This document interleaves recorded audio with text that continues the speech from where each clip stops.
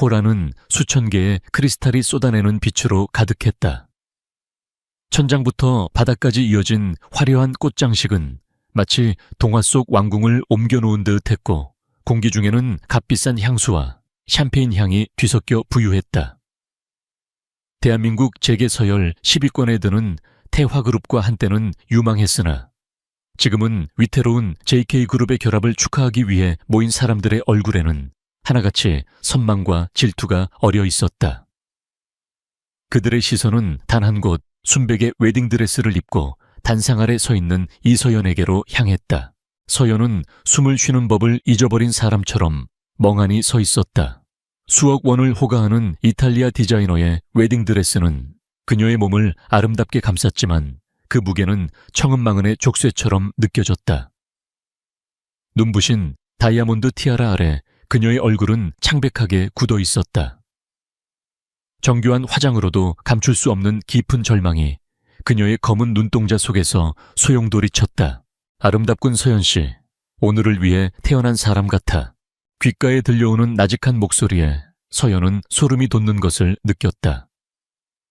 최민혁, 그녀의 약혼자이자 1시간 뒤면 법적인 남편이 될 남자. 그는 만족스러운 미소를 지으며 그녀의 허리를 감쌌다. 그의 손길이 닿는 곳마다 불쾌한 냉기가 스며드는 것 같았다. 최민혁은 태화그룹의 유일한 후계자였다. 훤칠한 외모와 세련된 매너 뒤에는 오만함과 잔혹함이 숨겨져 있었다. 그는 사람을, 특히 여자를 자신의 소유물로 여기는 데 익숙했다. 서연의 가족이 경영하는 JK그룹이 심각한 유동성 위기에 처했을 때 그는 구세주처럼 나타났다. 하지만 그가 내민 손은 구원의 손길이 아니라 그녀의 모든 것을 빼앗으려는 악마의 계약서였다. 이 결혼만 성사되면 자네 아버님 회사는 다시 일어설 수 있을 거야. 그러니 서연 씨는 그저 내 옆에서 아름다운 인형처럼 웃고만 있으면 돼. 다른 생각은 할 필요 없어. 며칠 전 그가 서연에게 했던 말이 다시 뇌리를 스쳤다. 그의 눈빛은 사랑이 아닌 소유욕으로 번들거렸다. 그는 서연의 의사 따위는 안중에도 없었다. 그녀는 그저 태화그룹의 전리품이자 그의 남성성을 과시하기 위한 장신구에 불과했다. 이대로 끝낼 수는 없어. 서연은 굳게 다짐했다. 아버지의 눈물과 어머니의 간청이 그녀를 이곳까지 끌고 왔지만 더 이상은 아니었다. 이런 삶은 죽음보다 못했다. 그녀의 시선이 하객들 사이에서 초조하게 자신을 바라보는 부모님에게 잠시 머물렀다. 죄송해요, 아빠, 엄마. 하지만 저는 아빠, 엄마의 딸이기 이전에 이서연이라는 한 사람의 인생을 살고 싶어요. 최민혁이 잠시 다른 재벌 총수와 인사를 나누기 위해 몸을 돌린 순간 서연은 결심을 굳혔다. 지금이 아니면 영원히 기회는 없다. 그녀는 조용히 몸을 돌려 연 회장의 가장자리를 따라 움직이기 시작했다. 수많은 사람들 속에서 그녀의 움직임은 눈에 띄지 않았다. 그녀의 심장은 미친 듯이 뛰었지만 표정은 놀라울 정도로 평온했다. 마침내 그녀의 눈에 관계자 외 출입금지라고 쓰인 작은 문이 들어왔다. 직원용 비상구였다. 그녀는 마지막으로 한번 뒤를 돌아보았다. 화려한 샹들리에 아래 최민혁은 여전히 자신의 세계에 취해 있었다. 서연은 주저없이 문손잡이를 돌리고 좁은 복도 안으로 몸을 숨겼다. 문을 닫는 순간 바깥 세상의 소음이 거짓말처럼 차단되었다. 어둡고 차가운 복대는 그녀의 거친 숨소리만이 울려 퍼졌다. 그녀는 거추장스러운 드레스 자락을 움켜쥐고 무작정 달리기 시작했다. 하이힐이 벗겨져 맨발이 차가운 바닥에 그대로 닿았지만 아픔을 느낄 겨를도 없었다. 복도의 끝에서 비상계단을 발견한 그녀는 미친 듯이 아래로 뛰어내려갔다. 몇 층을 내려갔는지 알 수 없었다. 마침내 1층에 도착했을 때 그녀는 주방을 통과해 건물의 후문으로 빠져나왔다. 신부님이 사라졌다. 등 뒤의 귀에서 누군가의 고함 소리가 들려왔다. 발각된 것이다. 이제부터는 시간 싸움이었다. 차가운 도시의 공기가 그녀의 폐를 파고들었다. 눈부신 웨딩드레스를 입은 채 맨발로 서울의 뒷골목을 달리는 그녀의 모습은 지독히도 이질적이었다. 사람들의 놀란 시선이 그녀에게 꽂혔지만 신경 쓸 여유가 없었다. 최민혁의 사람들이 곧 그녀를 쫓아올 것이다. 태화그룹의 정보망이라면 그녀를 찾아내는 것은 시간 문제였다. 그녀는 일부러 CCTV가 없는 좁은 골목길을 선택해 달렸다. 얼마나 달렸을까? 숨이 턱까지 차오르고 다리가 후들거렸다. 더 이상 한 발짝도 뗄 수 없을 것 같았다.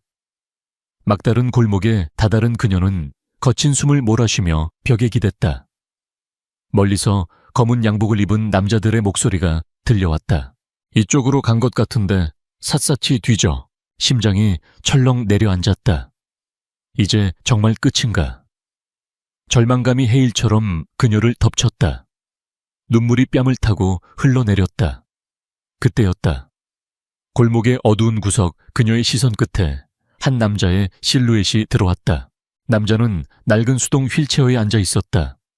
허름한 남색 점퍼와 낡은 면바지. 그의 모습은 이 화려한 강남의 거리와는 어울리지 않게 초라했다. 그는 미동도 없이 그저 멀리 보이는 한강의 야경을 무심하게 바라보고 있었다. 세상의 모든 소음과 단절된 사람처럼 그에게서는 어떤 감정도 읽을 수 없었다.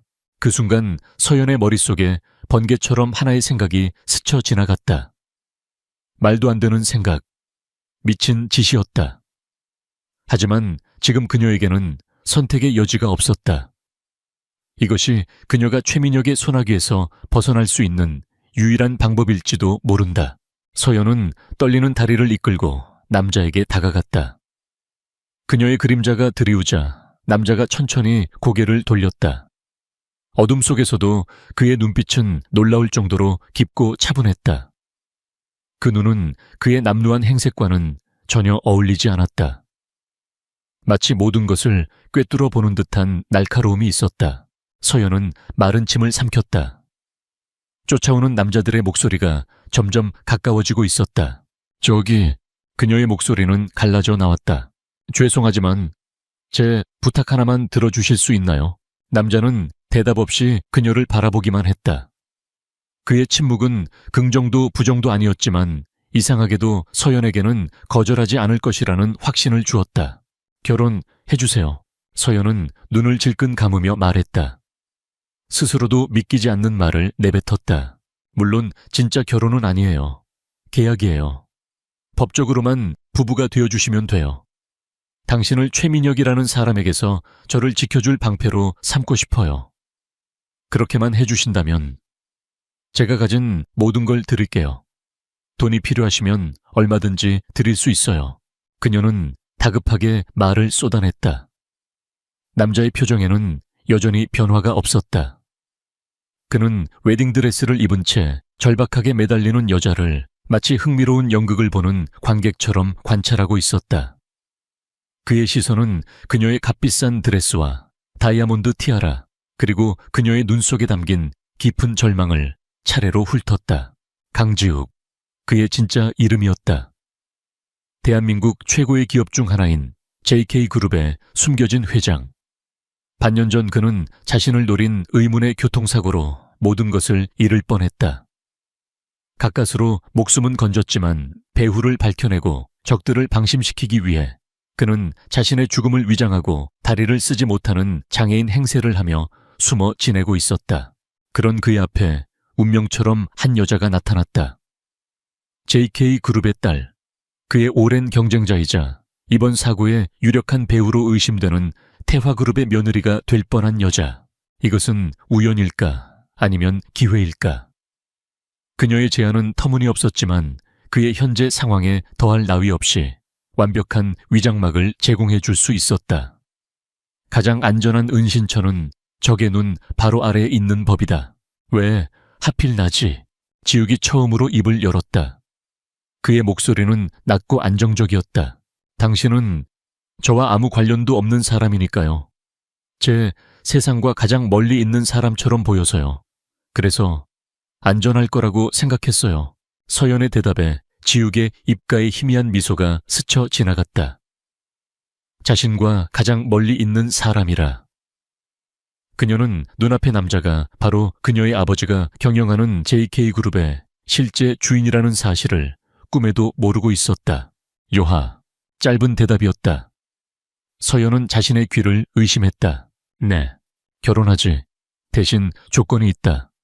내 정체에 대해 묻지 말고 내가 하자는 대로 따라야 한다. 네네, 뭐든지 할게요. 서연은 망설일 이유가 없었다. 검은 양복의 남자들이 골목 어귀의 모습을 드러낸 순간 그녀는 지욱의 휠체어를 잡고 미친 듯이 달리기 시작했다. 가장 가까운 구청으로 가야 해요. 문 닫기 전에 그들의 기묘한 도주가 시작되었다. 웨딩드레스를 입은 신부와 휠체어에 탄 남자. 서울의 밤거리를 배경으로 한 그들의 모습은 한편의 부조리극 같았다.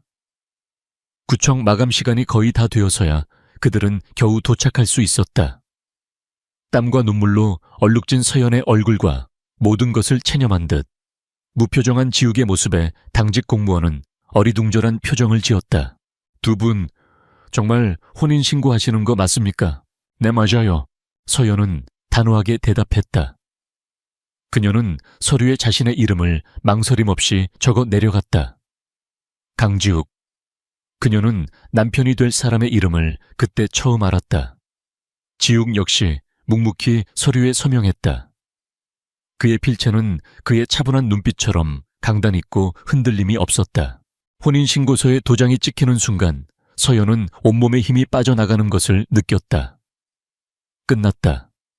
이제 그녀는 법적으로 강지욱이라는 남자의 아내였다. 최민혁도 더 이상 그녀를 어쩔 수 없을 것이다. 하지만 동시에 알 수 없는 남자와 운명을 묶어버렸다는 사실이 그녀의 앞날을 한 치 앞도 볼 수 없는 안개 속으로 밀어넣었다. 구청을 나온 두 사람 사이에는 침묵이 흘렀다. 서연은 이제 무엇을 해야 할지 막막했다. 이제 어쩔 생각이지. 지욱이 먼저 침묵을 깼다. 제가 미리 마련해둔 작은 오피스텔이 있어요. 당분간은 거기서 지내야 할 것 같아요. 괜찮으시겠어요? 상관없다. 그녀는 택시를 잡았다.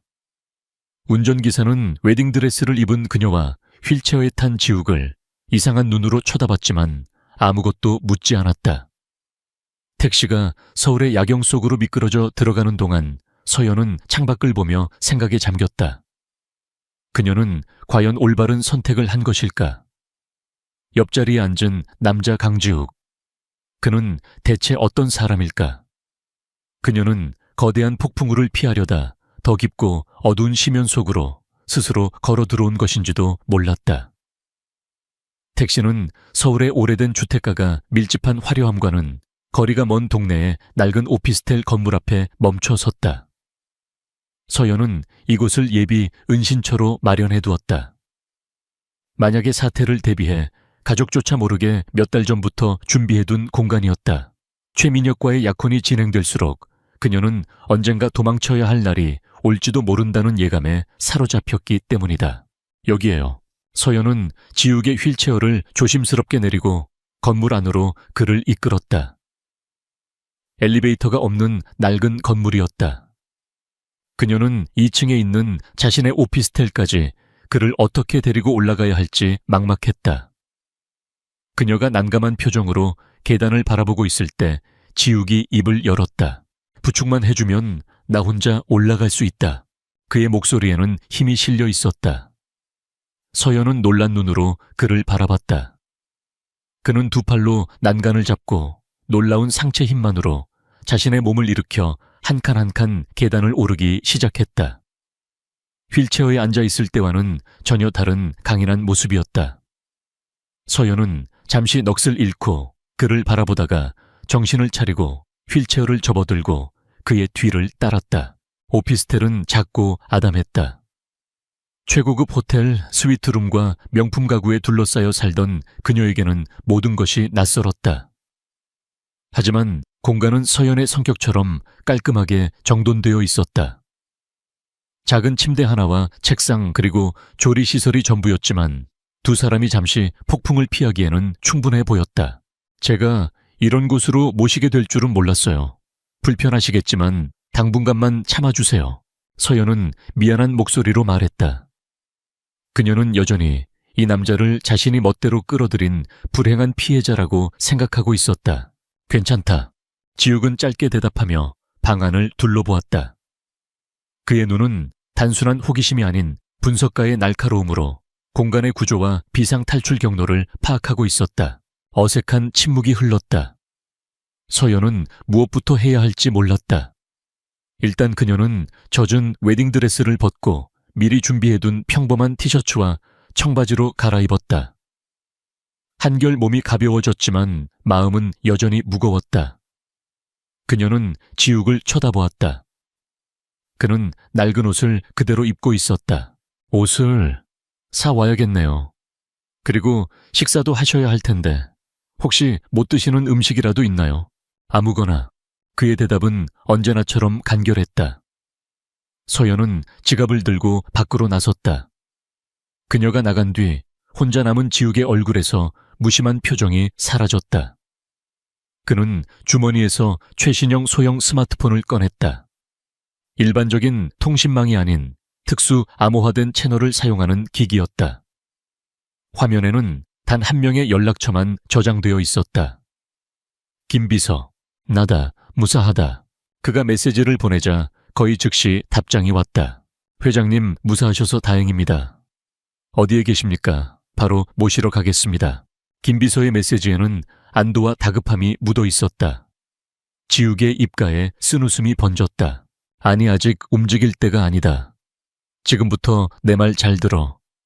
첫째, 나의 생존 사실은 절대 외부에 알려서는 안 된다. 둘째, 태화그룹 최민혁의 동향을 주시해라.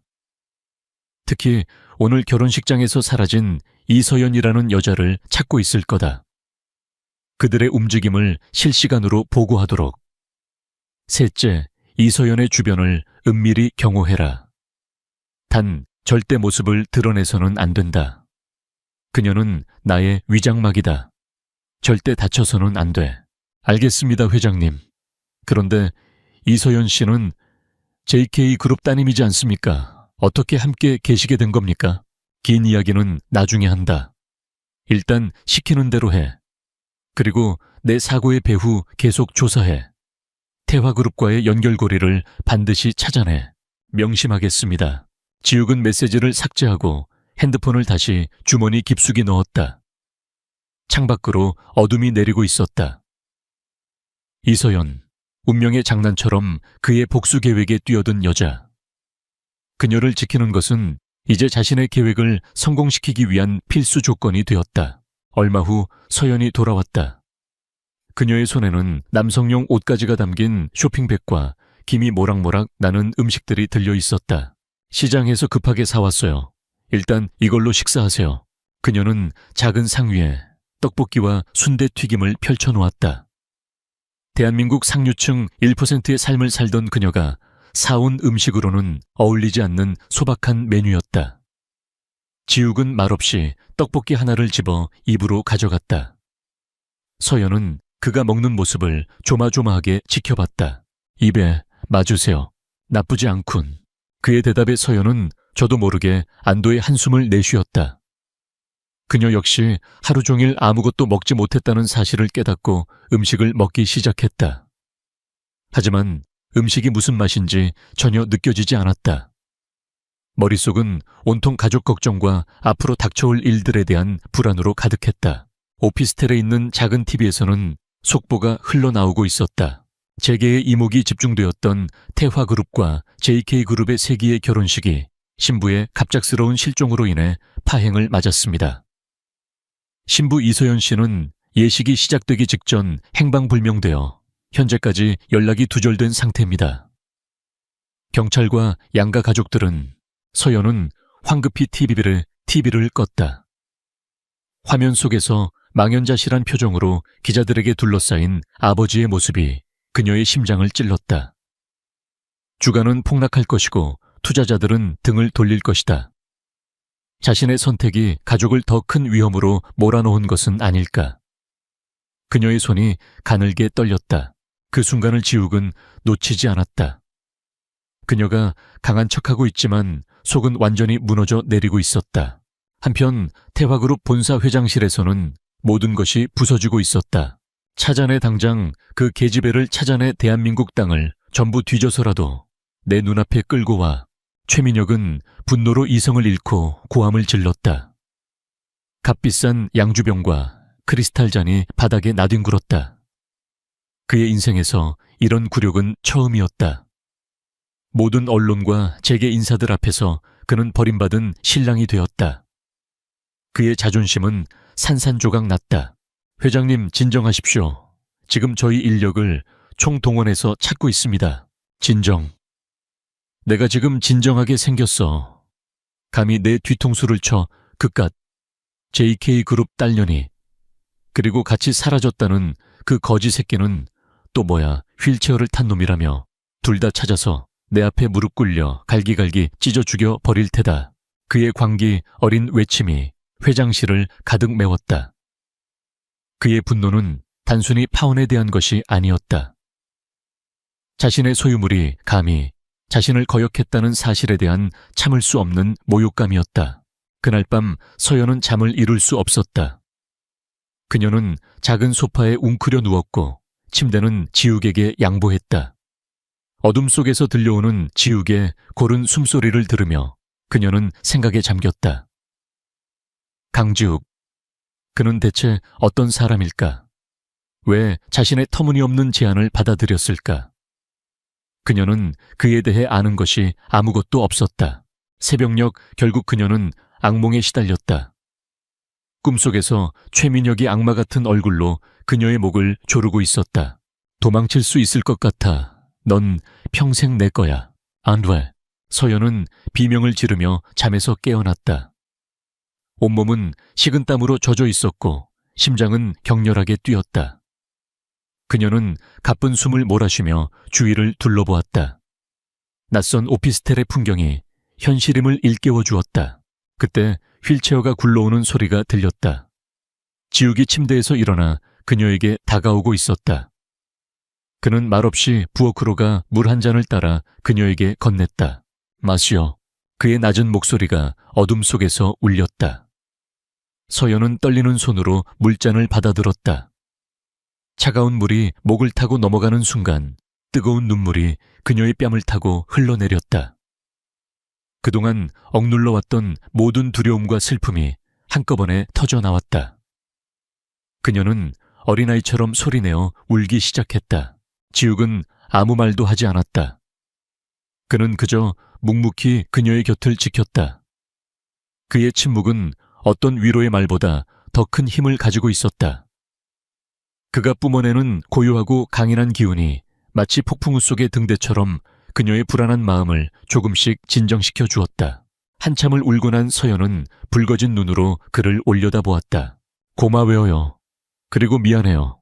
저 때문에 당신까지 위험하게 만들어서. 후회하나? 지욱이 물었다. 서연은 고개를 저었다. 아니요. 후회하지 않아요. 다시 그 순간으로 돌아가도 저는 똑같은 선택을 할 거예요. 그녀의 목소리에는 더 이상 떨림이 없었다. 눈물로 모든 것을 쏟아낸 그녀의 눈빛은 오히려 전보다 더 단단해져 있었다. 지욱은 그런 그녀를 잠시 바라보았다.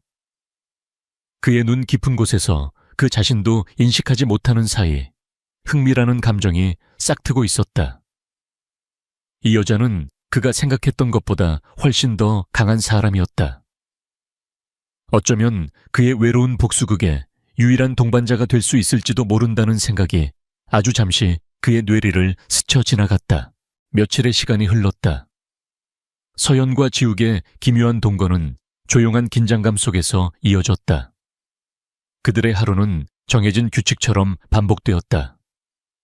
아침이 되면 서연은 모자와 마스크로 얼굴을 가린 채 식료품과 생필품을 사러 나갔고 지욱은 홀로 남아 창밖을 내다보거나 낡은 신문을 읽으며 시간을 보냈다.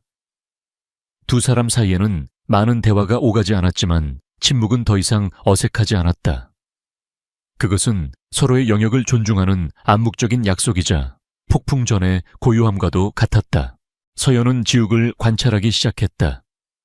그는 비록 다리를 쓰지 못했지만 흐트러짐이 없었다. 그의 모든 행동은 절제되어 있었고 그의 눈빛은 언제나 깊은 생각에 잠겨 있었다. 그녀는 가끔 그가 자신처럼 이 작은 공간에 갇힌 사람이 아니라 거대한 체스판을 내려다보며 다음 수를 고민하는 플레이어 같다는 착각에 빠지곤 했다. 그녀는 그에게서 어떠한 절망이나 무력감도 찾아볼 수 없었다. 하루는 서연이 장을 보고 돌아왔을 때 지우기 얇은 담요 하나만을 덮고 창가에서 잠들어 있는 것을 보았다. 초가을의 밤 공기는 제법 쌀쌀했다. 그녀는 잠시 망설이다가 자신이 쓰던 두꺼운 이불을 조용히 그의 몸 위에 덮어주었다. 그 순간 잠든 줄 알았던 그의 눈이 살짝 떠졌다. 두 사람의 시선이 허공에서 마주쳤다. 서연은 당황하며 시선을 피했지만 지욱의 눈 속에서 스쳐 지나간 감정은 무심함이 아니었다. 그것은 아주 희미하지만 분명한 온기를 담고 있었다. 서연은 틈틈이 자신의 스마트폰으로 바깥 세상의 소식을 확인했다. 뉴스는 온통 그녀의 이야기로 도배되어 있었다. 세기의 결혼식 파투 JK그룹의 앞날은, 태화그룹 JK그룹에 대한 투자 전면 재검토 선언. 기사를 볼 때마다 그녀의 심장은 납덩이처럼 무겁게 가라앉았다. 아버지의 회사는 예상대로 최악의 위기를 맞고 있었다. 주가는 연일 폭락했고 채권단은 압박의 수위를 높여갔다. 최민혁이 이 모든 것을 배후에서 조종하고 있다는 것을 모를 리 없었다. 그는 그녀가 스스로 제발로 돌아오게 만들기 위해 그녀의 가족을 벼랑 끝으로 몰고 있었다. 조금만 더 버텨야 해. 그녀는 입술을 깨물었다. 하지만 그녀의 바람과는 달리 최민혁의 포위망은 생각보다 훨씬 빠르고 집요하게 조여오고 있었다. 그날 오후 지욱은 창밖을 내다보고 있었다.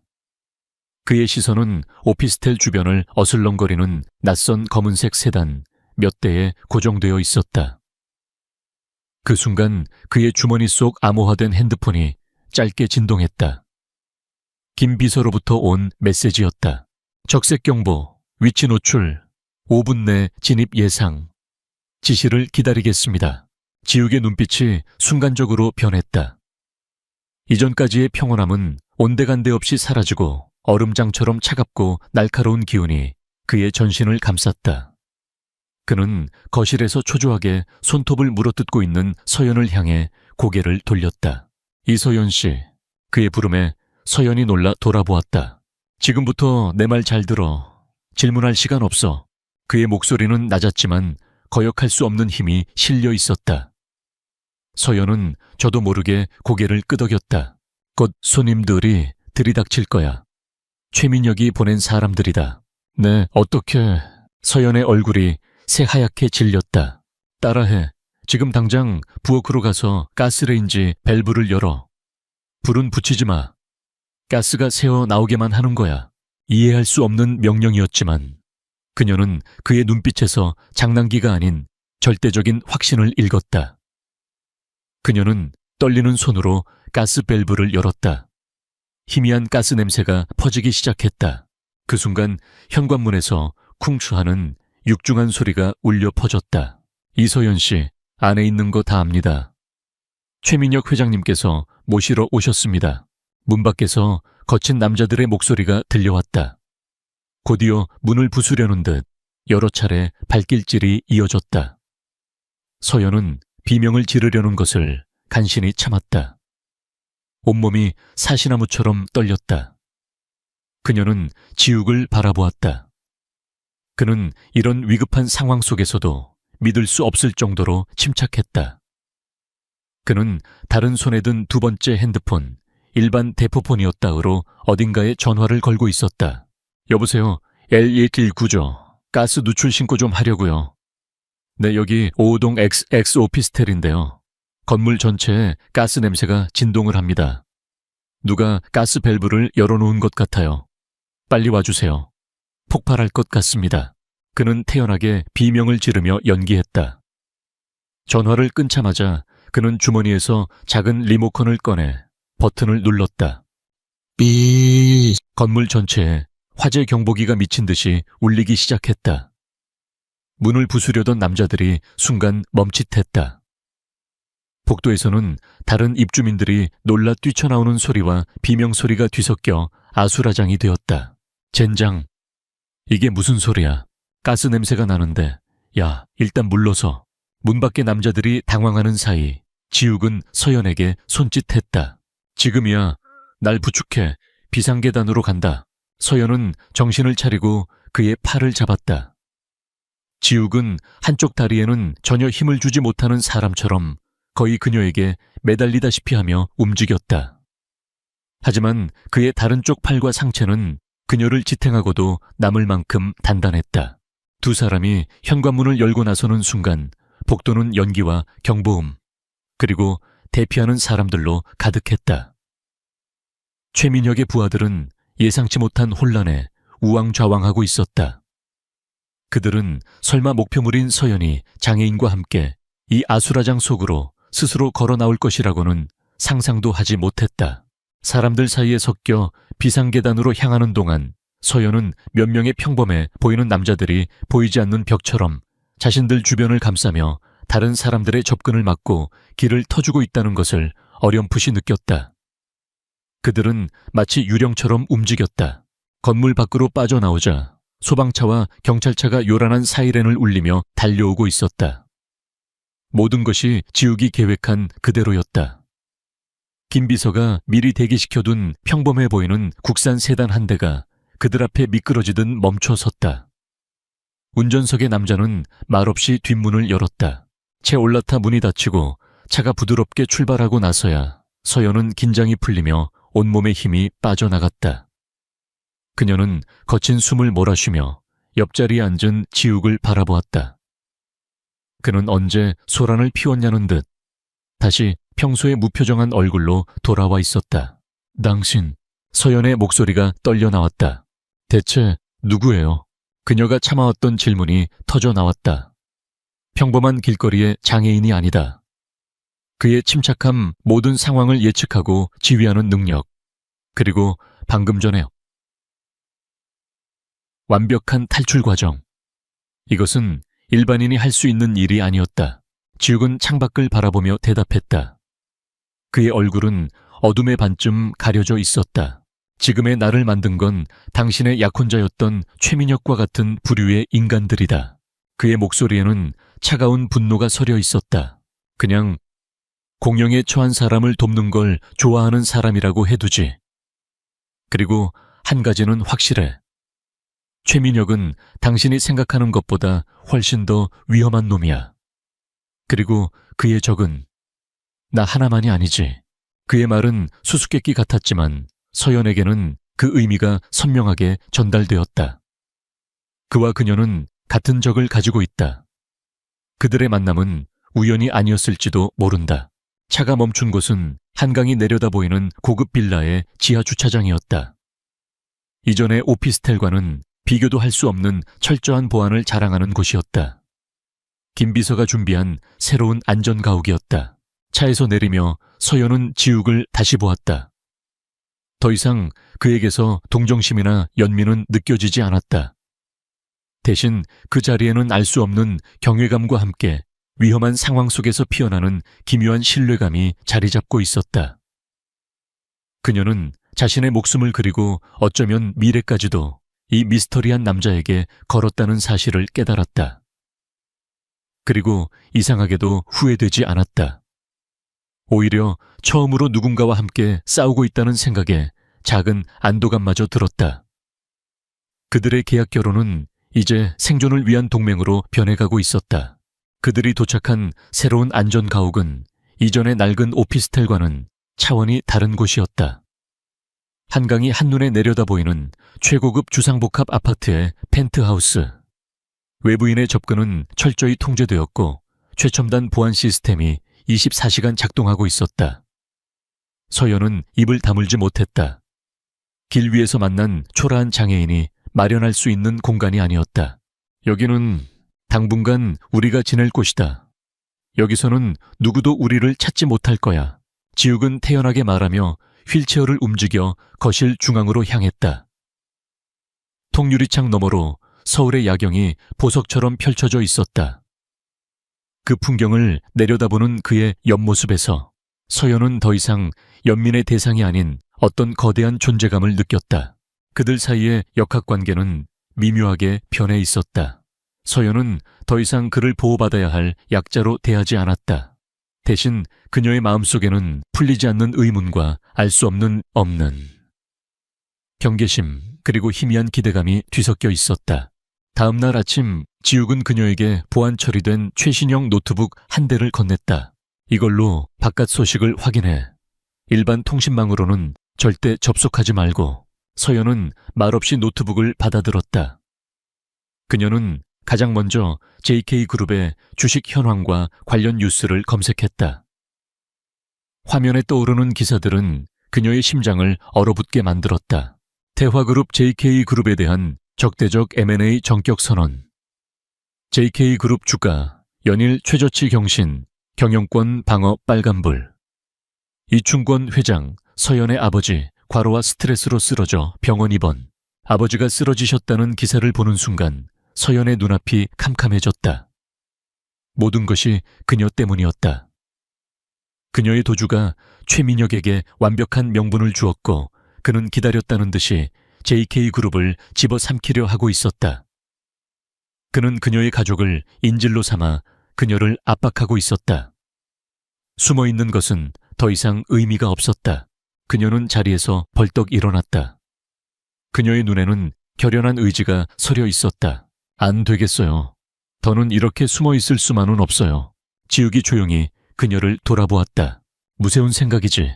제가 직접 나설 거예요. 기자회견을 열어서 모든 걸 폭로하겠어요.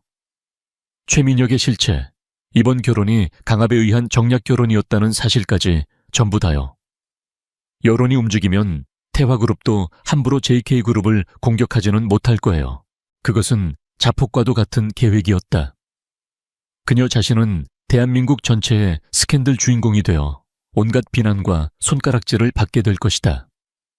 재벌가의 딸이라는 명예는 땅에 떨어지고 그녀의 사생활은 조각조각 해부될 것이다. 하지만 가족과 회사를 구할 수만 있다면 그녀는 무엇이든 할 수 있었다. 그녀는 지욱을 향해 고개를 숙였다. 그동안 정말 감사했습니다, 강지욱 씨.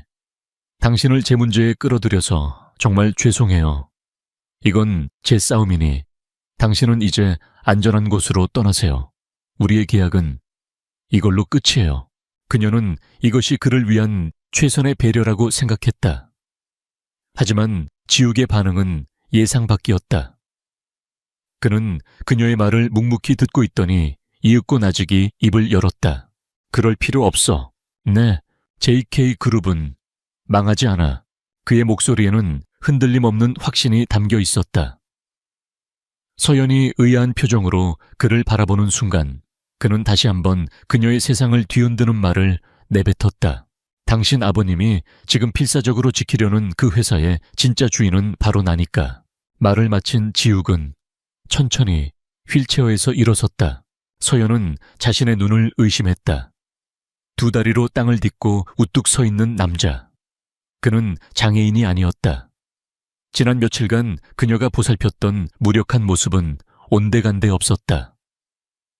지금 그녀의 앞에 서 있는 것은 낯선 남자, 냉철한 카리스마와 압도적인 존재감을 뿜어내는 완전한 지배자였다. 강지욱, 그 이름은 내 진짜 이름이 맞다. 하지만 세상은 내가 반년 전 교통사고로 죽은 줄 알고 있지. 그의 입에서 충격적인 진실이 흘러나왔다. 나는 당신 아버지인 이충권 회장이 모시는 JK그룹의 진짜 회장 강지욱이다. 반년 전의 사고는 사고가 아니었어. 내 목숨을 노린 암살 시도였지. 배후에는 내 자리를 호시탐탐 노리던 숙부와 그와 결탁한 내부의 배신자들이 있었다.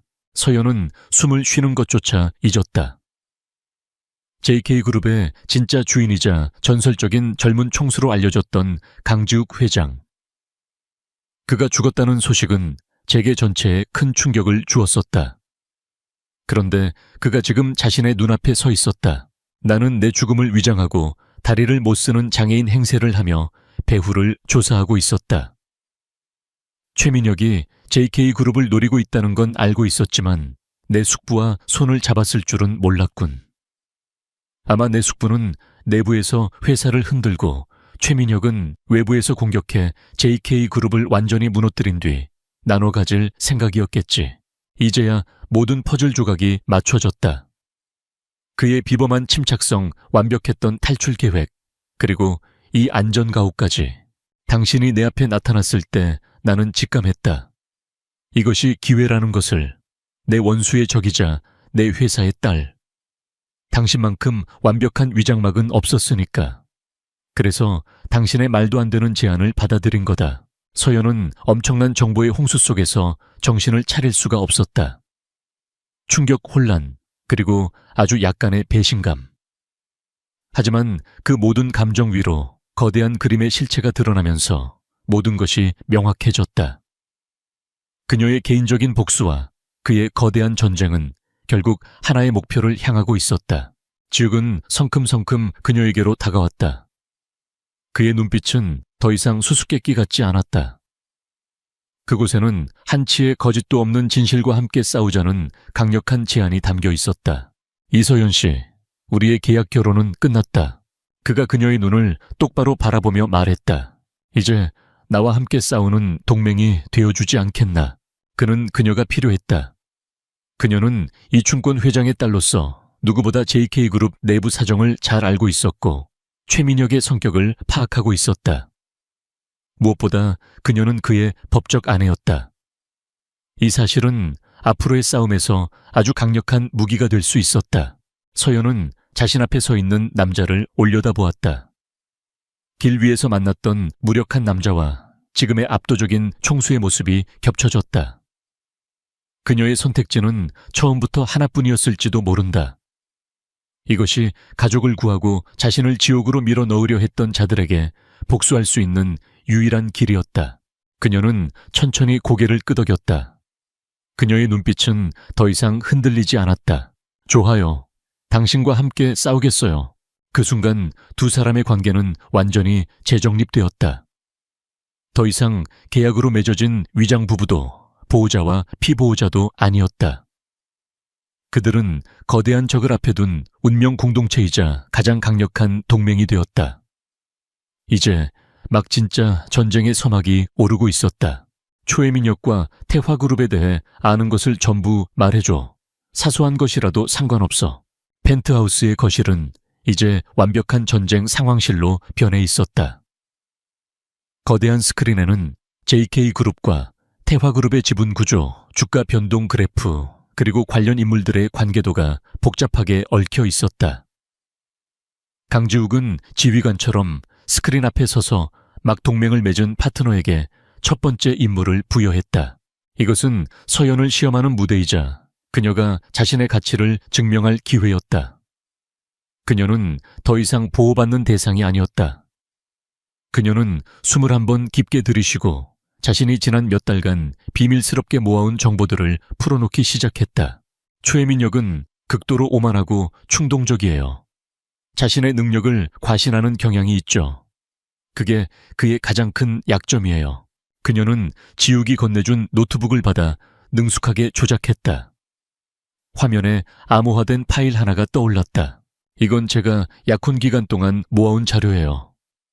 태화그룹이 비자금 조성을 위해 사용하는 페이퍼 컴퍼니 목록 정관계 로비 정황이 담긴 녹취록 일부, 그리고 최민혁 개인의 탈세 증거들이에요. 완벽한 증거는 아니지만 검찰이 수사를 시작할 불씨로는 충분할 거예요. 지욱의 눈이 빛났다. 그는 그녀를 그저 순진한 재벌가 딸로만 생각했었다. 하지만 그녀는 약혼이라는 절망적인 상황 속에서도 가만히 앉아만 있지 않았다. 그녀는 스스로를 지키기 위해 보이지 않는 곳에서 조용히 칼을 갈고 있었던 것이다. 놀랍군. 내가 생각했던 것보다 훨씬 더 대단한 여자였어. 지욱의 칭찬에 서연의 얼굴이 살짝 붉어졌다. 처음으로 누군가에게, 특히 강지욱이라는 남자에게 인정받았다는 사실이 그녀의 심장을 뛰게 했다. 이제 반격의 판은 짜였다. 이제 필요한 건 충격적인 등장이지. 지욱의 입가에 차가운 미소가 걸렸다. 그의 복수극, 그리고 JK그룹을 되찾기 위한 전쟁의 막이 오를 시간이었다. 다음 날 JK그룹 본사 대회의실, 긴급 이사회 소집 공고에 모든 이사들이 모여 있었다. 분위기는 무겁게 가라앉아 있었다. 의장석에는 강지욱의 숙부인 강영철 부회장이 앉아 있었다. 그는 비통한 표정을 지으며 입을 열었다. 다들 아시다시피 우리 그룹은 창사 이래 최대의 위기를 맞고 있습니다. 태화그룹의 공격적인 지분 매입으로 경영권이 위협받고 있는 상황입니다. 고인이 된 강지욱 회장님을 생각해서라도 회사를 이대로 무너지게 둘 수는 없습니다. 그의 말은 위선으로 가득 차 있었다. 이 모든 위기를 배후에서 조종한 장본인이 바로 그였기 때문이다. 그는 이사들을 압박하며 준비된 결론으로 몰아갔다. 태화그룹과의 합병만이 유일한 살 길입니다. 이것이 JK그룹을 위한 최선의 선택입니다. 이사들이 동요하기 시작했다. 강영철이 승리를 예감하며 의사봉을 들려는 순간이었다. 고항, 회의실의 육중한 문이 양쪽으로 활짝 열렸다. 모든 사람의 시선이 문으로 쏠렸다. 그리고 그곳에는 죽었던 남자가 서 있었다. 흠잡을 데 없는 완벽한 수트 차림의 강지욱. 휠체어도 병색도 없이 두 발로 당당하게 서 있는 그의 모습에 회의실은 물을 끼얹은 듯 조용해졌다. 이사들은 유령이라도 본 듯한 표정으로 굳어버렸다. 가장 큰 충격을 받은 것은 강영철이었다. 그의 얼굴은 새하얗게 질려 핏기라고는 찾아볼 수 없었다. 네, 내가 없는 동안 다들 즐거웠나. 강지욱은 얼어붙은 회의실을 천천히 가로질러 의장석으로 향했다. 그의 목소리는 낮고 조용했지만 그 안에 담긴 분노와 위압감은 모든 사람을 압도했다. 숙부님, 그 자리는 제 자리인 것 같은데요. 강영철은 벌벌 떨며 자리에서 일어났다. 지욱은 그 자리에 앉아 이사들을 둘러보며 선언했다. 오늘 이사회에서 논의된 모든 안건은 무효다. 지금 이 순간부터 JK그룹은 다시 정상으로 돌아간다. 죽은 총수의 귀환. 이 소식은 전광석화처럼 대한민국 재계 전체로 퍼져나갔다. JK그룹의 주가는 폭등하기 시작했고 반대로 태화그룹의 주가는 곤두박질쳤다. 박력은 이제부터 시작이었다. 지욱과 서연은 펜트하우스에서 밤을 새워가며 다음 단계를 준비했다. 그들의 공세는 여러 갈래로 동시에 진행되었다. 첫째, 법적 공세. 지욱은 자신의 법무팀을 총동원해 강영철을 살인미수 및 횡령 혐의로 고발했고 동시에 서연이 제공한 자료를 바탕으로 태화그룹을 주가 조작 및 불공정 거래 혐의로 검찰에 고소했다. 둘째, 금융전쟁. 지욱은 자신이 해외에 숨겨두었던 막대한 자금과 그를 믿고 따르는 우호 세력의 지분을 총동원해 JK그룹의 주식을 사들였다. 동시에 태화그룹의 약점인 페이퍼 컴퍼니를 공격해 자금줄을 막아버렸다. 셋째, 여론전. 지욱은 긴급 기자회견을 열었다. 그의 옆에는 서연이 이전의 도망자나 스캔들의 주인공이 아닌 당당한 아내이자 동반자의 자격으로 함께 섰다. 저는 죽지 않았습니다. 지난 반년간 저는 저를 죽이려 했던 내부의 적과 그들과 결탁해 JK그룹을 집어삼키려 한 거대한 악의 세력에 맞서 싸우기 위해 모든 것을 위장해야만 했습니다. 지욱은 자신을 둘러싼 음모를 폭로했다. 이어서 마이크를 잡은 서연은 태화그룹의 부패와 최민혁의 비도덕적인 행태를 조목조목 고발했다. 그들의 모습은 단순한 폭로가 아닌 정의를 위한 싸움을 선포하는 두 전사의 모습이었다. 여론은 순식간에 그들에게 돌아섰다. 전쟁 같은 나날이 이어졌다. 지욱과 서연은 거의 잠을 자지 못했다. 펜트하우스는 24시간 불이 꺼지지 않았다. 수많은 정보가 오가고 숨막히는 결정들이 내려졌다. 그 과정 속에서 두 사람의 관계는 단순한 동맹 이상으로 발전하고 있었다. 늦은 밤 수많은 모니터 불빛 앞에서 지쳐 잠이 든 서연의 어깨에 지욱이 조용히 담요를 덮어주었다. 며칠째 제대로 먹지 못하는 그를 위해 서연이 서툰 솜씨로 샌드위치를 만들어 건네기도 했다. 그들은 전략을 논하는 파트너였지만 동시에 서로의 가장 힘든 순간을 곁에서 지켜주는 유일한 사람이었다. 함께 싸우면서 그들은 서로의 진짜 모습을 보게 되었다. 서연은 냉철한 승부사 이면에 숨겨진 지욱의 깊은 고독을 보았고, 지욱은 연약해 보이는 외모 뒤에 감춰진 서연의 강인한 의지와 빛나는 지성을 발견했다. 프로페셔널한 시너지는 부정할 수 없는 개인적인 끌림으로 이어졌다. 회의 중 스치는 손길 격려의 의미로 나눈 눈맞춤이 이전과는 다른 의미로 다가왔다. 그러던 어느 날 밤 속보가 터져 나왔다. 제염찰 태화그룹 본사 및 최민혁 회장 자택 전격 압수수색. 펜트하우스의 대형 스크린에 뉴스가 뜨는 순간 두 사람은 동시에 숨을 멈췄다. 압수수색을 당하며 끌려 나오는 최민혁의 굴욕적인 모습이 화면을 가득 채웠다. 길고 긴 싸움의 첫 번째 승리였다. 서연은 벅차오르는 감정을 누르며 지욱을 돌아보았다. 그녀의 눈은 존경과 기쁨으로 빛나고 있었다. 우리가 이기고 있어요. 지욱은 그런 그녀를 깊은 눈으로 바라보았다. 그의 시선에는 전에는 볼 수 없었던 따뜻함이 담겨 있었다. 아니, 우리가 이기고 있는 게 아니야. 그가 나직이 말했다. 이 모든 건 당신이 있었기에 가능한 일이었지. 그의 진심 어린 인정에 서연의 심장이 세차게 뛰기 시작했다. 이것은 단순한 칭찬이 아니었다. 그녀를 자신의 싸움에 없어서는 안 될 유일한 파트너로 인정하는 선언이었다. 두 사람 사이의 공기가 미묘하게 변했다.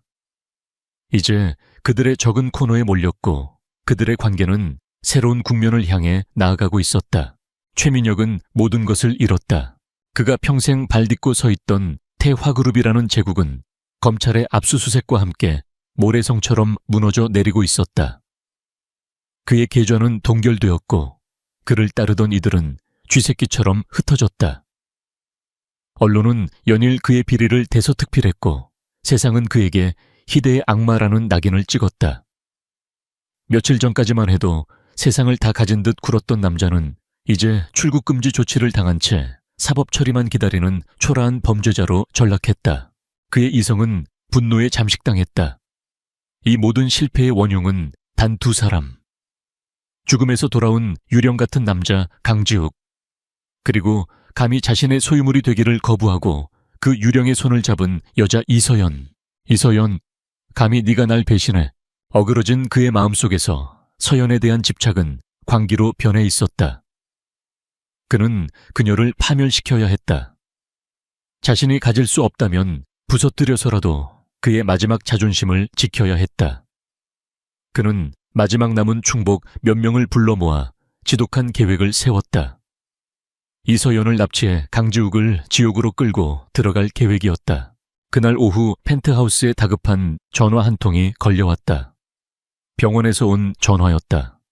이충권 회장의 상태가 갑자기 위독해졌다는 소식이었다. 서연의 얼굴이 하얗게 질렸다. 아버지께 가봐야겠어요. 지금 당장요. 그녀는 이성을 잃고 뛰쳐나가려 했다. 지욱이 그녀의 팔을 붙잡았다. 진정해 이서연 씨. 뭔가 이상해. 그의 직감이 위험 신호를 보내고 있었다. 너무 갑작스러웠고 타이밍이 절묘했다. 이것은 함정일 가능성이 높았다. 하지만 만약 사실이면요. 제가 가지 않아서 아버지가 잘못되기라도 하면 전 평생 저를 용서할 수 없을 거예요. 서연은 눈물을 흘리며 애원했다. 그녀의 절박한 모습에 지욱은 마음이 약해졌다. 그는 그녀의 아버지를 향한 마음을 이해했다. 그는 김 비서에게 즉시 병원 상황을 재확인하라고 지시하는 한편 경호 인력을 3배로 늘려 그녀와 동행하기로 결정했다. 감정적인 대응이 위험을 부를 수 있다는 것을 알았지만 그는 그녀를 혼자 둘 수 없었다. 병원으로 향하는 길은 끔찍할 정도로 막혔다. 그리고 그것은 계획된 것이었다.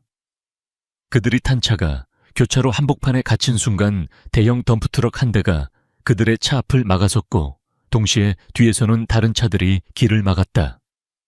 사방이 포위된 것이다. 당했다. 경호원들이 소리치는 순간 검은 복면을 쓴 남자들이 망치를 들고 나타나 차 유리를 부수기 시작했다. 순식간에 아수라장이 되었다.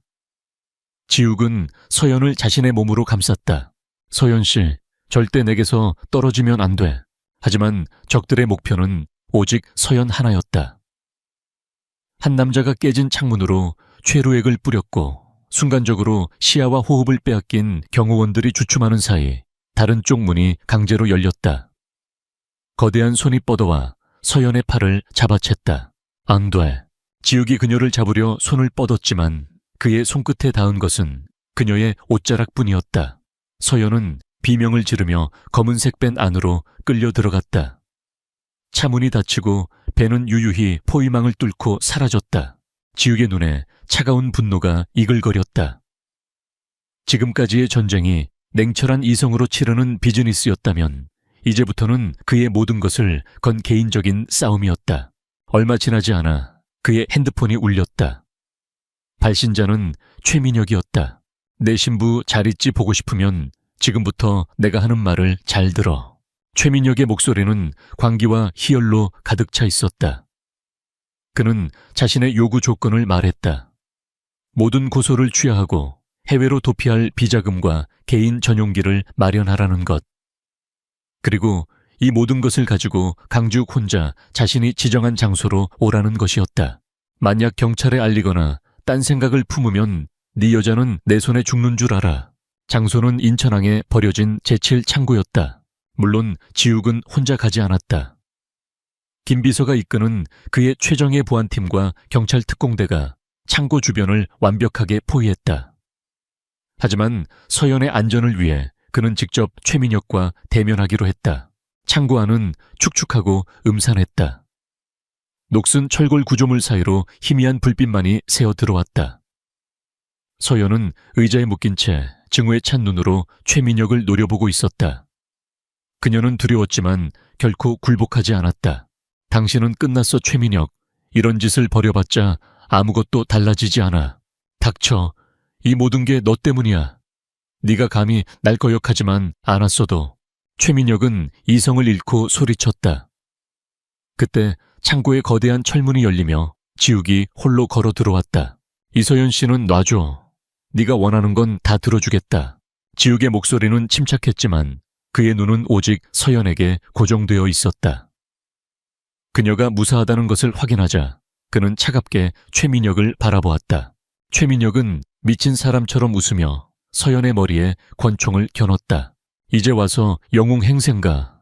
강지욱, 넌 이 여자 때문에 모든 걸 망쳤어. 넌 결국 나한테 지는 거야. 틀렸어. 넌 그녀 때문에 진 게 아니야.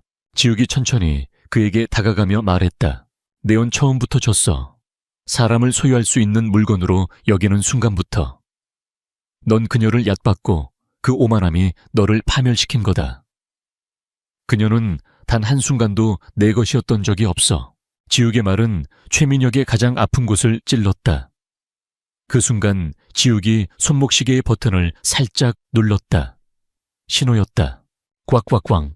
창고의 모든 창문이 깨지며 섬광탄이 터지고 무장한 경찰 특공대가 사방에서 쏟아져 들어왔다. 최민혁이 당황해서 잠시 한눈을 파는 찰나 지욱은 맹수처럼 몸을 날렸다. 그는 총을 든 최민혁의 팔을 쳐내고 동시에 서연을 자신의 몸으로 감싸 안았다. 당! 한 발의 총성이 울려 퍼졌다. 총알은 지욱의 팔을 스쳐 지나갔다. 얕은 상처였지만 붉은 피가 그의 하얀 셔츠를 적셨다. 강지욱 씨, 서연이 비명을 질렀다. 하지만 지욱은 아랑곳하지 않고 그녀를 더욱 세게 껴안았다. 그 사이 특공대원들이 최민혁을 덮쳐 그를 완전히 제압했다. 이거 놔, 내가 누군지 알아. 강지욱, 이서연, 내가 죽어서도 너희들을 저주할 거다. 최민혁은 발악하며 끌려나갔다. 그의 추악한 제국은 그렇게 비참한 종말을 맞이했다. 같은 시각 JK그룹 본사에서는 강영철 부회장이 자신의 사무실에서 긴급 체포되었다. 지욱이 제출한 명백한 증거들 앞에 그 역시 모든 것을 잃었다. 창고 안에는 이제 정적만이 흘렀다. 위험은 끝났다. 지욱은 급히 서연을 묶고 있던 밧줄을 풀었다. 그는 떨리는 손으로 그녀의 얼굴을 감쌌다. 그의 눈에는 안도감과 깊은 두려움, 그리고 주체할 수 없는 감정이 뒤섞여 있었다. 괜찮아. 다친 데는 없어.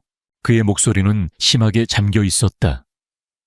서연은 고개를 저으며 그의 품에 와락 안겼다. 그녀의 눈에서 뜨거운 눈물이 쏟아져 나왔다. 괜찮아요. 당신이 와줬으니까. 괜찮아요. 그녀는 그의 옷을 붙잡고 흐느꼈다. 지욱은 그녀를 자신의 심장이 부서져라 껴안았다. 이것은 동맹이나 파트너의 포옹이 아니었다. 세상에서 가장 소중한 것을 잃을 뻔했던 남자가 자신의 전부를 되찾은 순간에 절박하고 애틋한 포옹이었다. 기업 전쟁은 끝났다.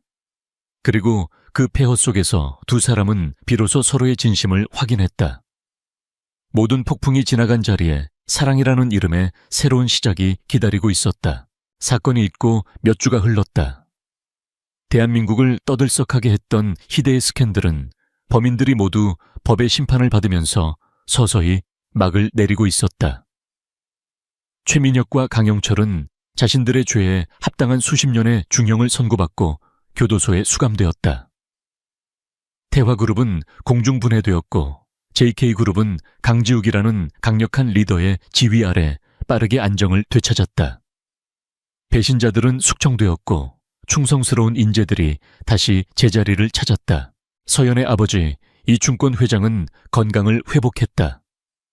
그는 병실로 찾아온 지욱의 손을 잡고 눈물을 흘렸다. 강 회장, 정말 미안하고 또 고맙네. 이 늙은이가 사람을 잘못 봐서 자네와 내 딸을 모두 위험에 빠뜨렸어.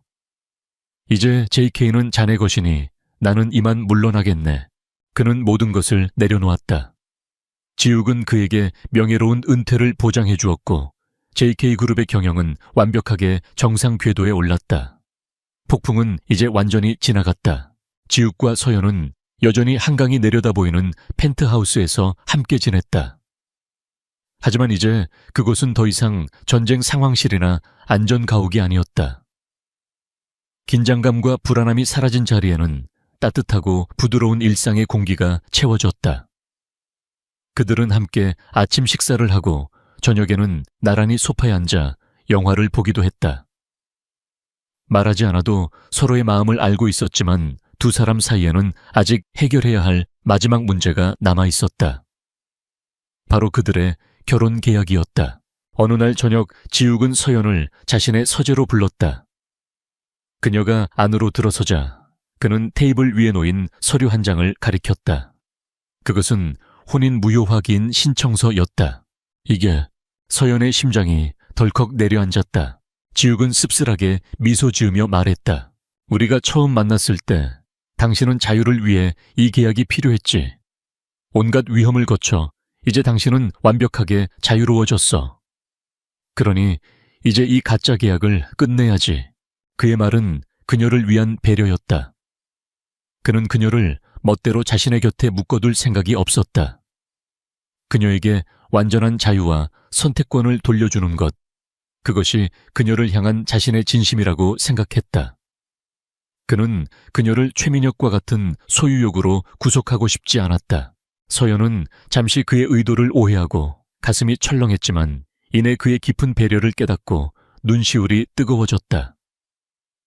그는 마지막 순간까지도 그녀를 존중하고 있었다. 그녀가 아무 말도 하지 못하고 서류만 내려다보고 있을 때 지욱은 그 서류 옆에 작은 벨벳 상자 하나를 더 꺼내놓았다. 그리고 그는 그녀의 앞에서 천천히 한쪽 무릎을 꿇었다. 강지욱 씨. 서연이 놀라 그를 불렀다. 지욱은 상자를 열었다. 그 안에는 최민혁이 주었던 과시적인 다이아몬드 반지가 아닌 밤하늘의 별처럼 맑고 영롱하게 빛나는 작지만 우아한 반지가 들어있었다. 그는 떨리는 그녀의 손을 잡고 진심을 담아 고백하기 시작했다. 이서연 씨, 길 위에서의 첫 만남은 계약으로 시작됐고 위험 속에서의 동맹은 생존을 위한 것이었어. 하지만 그 모든 혼란스러운 시간을 당신과 함께 지나오면서 나는 어느새 강지욱이라는 한 남자로서 당신을 사랑하게 됐어. 그의 목소리는 떨리고 있었지만 눈빛은 그 어느 때보다 진지하고 확고했다. 당신의 강인함, 당신의 따뜻함, 그리고 두려움 속에서도 용기를 잃지 않는 당신의 모든 모습을 사랑하오.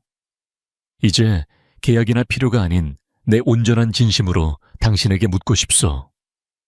이 낡은 계약서는 함께 찢어버리고 나와 진짜 부부로서 평생을 함께 해주겠습니까? 서연의 눈에서 기쁨의 눈물이 방울져 떨어졌다. 그녀는 세상에서 가장 행복한 미소를 지으며 고개를 끄덕였다. 네, 좋아요. 당신과 평생을 함께 할게요. 지욱은 그녀의 손가락에 반지를 끼워주었다. 딱 맞는 반지였다. 그는 자리에서 일어나 그녀를 자신의 품에 가득 안았다. 두 사람은 함께 테이블 위에 혼인무효 신청서를 반으로 찢어버렸다. 거짓된 과거와의 완벽한 작별이었다. 1년 후 따스한 햇살이 내리쬐는 어느 가을날 JK그룹이 후원하는 서연 디자인 창작재단의 개관식이 열렸다. 이 재단은 재능 있는 신진 디자이너들을 발굴하고 지원하기 위해 설립된 곳으로 이서연이 이사장직을 맡아 모든 것을 진두지휘했다. 그녀는 더 이상 누군가의 딸이나 아내가 아닌 자신의 이름으로 꿈을 펼치는 당당한 전문가가 되어 있었다. 단상에 서서 축사를 하는 그녀의 모습은 자신감과 행복으로 빛났다. 객석의 가장 앞자리에서 강지욱은 세상에서 가장 따뜻하고 자랑스러운 눈빛으로 그런 그녀를 바라보고 있었다. 행사가 끝나고 두 사람은 재단의 옥상 정원을 함께 거닐었다. 서연은 자연스럽게 지욱의 팔에 팔짱을 꼈다. 오늘 정말 멋졌어, 이사장님. 지욱이 장난스럽게 말하자 서연은 웃으며 그의 어깨에 머리를 기댔다. 회장님께서 지원을 잘해주신 덕분이죠. 앞으로도 전폭적으로 지원할 생각이야. 당신의 꿈은 이제 내 꿈이기도 하니까. 두 사람은 말없이 서로를 바라보았다. 그들의 눈빛 속에는 지난 1년간 함께 쌓아온 깊은 사랑과 신뢰가 가득했다. 폭풍우 속에서 서로를 만났고 전쟁터 같은 시간 속에서 서로를 지켰으며 마침내 평화로운 일상 속에서 서로의 삶에 온전히 녹아들었다. 길 위에서 시작된 그들의 거짓 계약은 세상 그 무엇과도 바꿀 수 없는 진실한 사랑으로 완성되었다. 지욱이 그녀의 이마에 부드럽게 입을 맞췄다. 사랑해, 서연아. 나도 사랑해요, 지욱씨. 서울의 아름다운 하늘 아래 두 사람은 함께 만들어갈 빛나는 미래를 바라보며 조용히 미소 지었다. 폭풍이 낳은 사랑은 그 어떤 사랑보다 더 단단하고 눈부셨다.